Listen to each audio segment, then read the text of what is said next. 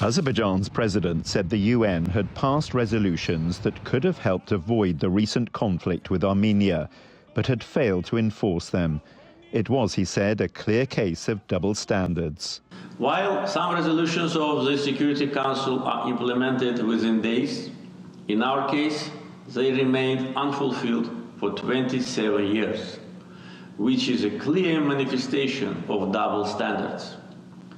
There is a need to join efforts to elaborate mechanism of implementation of the UN Security Council resolutions in order to avoid selective approach.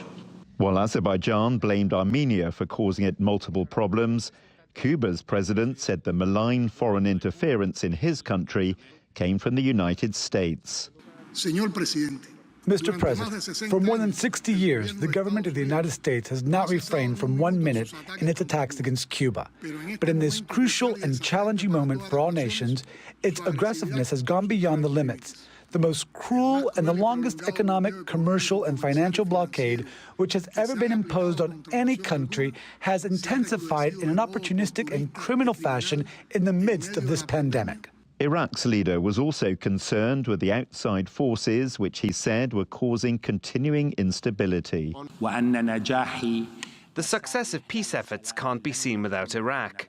An Iraq that's safe, stable and fully sovereign, and whose crucial role in the region will be re-established. This requires regional and international support, as well as a stop to the competitive behaviour and conflicts of others being played out on our land. But while most nations represented here have their own very specific issues, there's one that they all share at the moment, and that's the coronavirus crisis and the struggle to overcome it. On Thursday, South Africa's president was the first in a succession of leaders to call for a fairer distribution of vaccines. It is an indictment on humanity that more than 82% of the world's vaccine doses have been acquired by wealthy countries, while less than 1% has gone to low-income countries.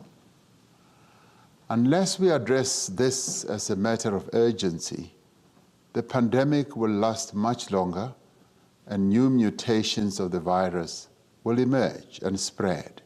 We tend to forget that nobody is safe until everyone is safe. It's a message that's likely to be heard again and again before this year's General Assembly draws to a close. John Brain, TRT World, New York.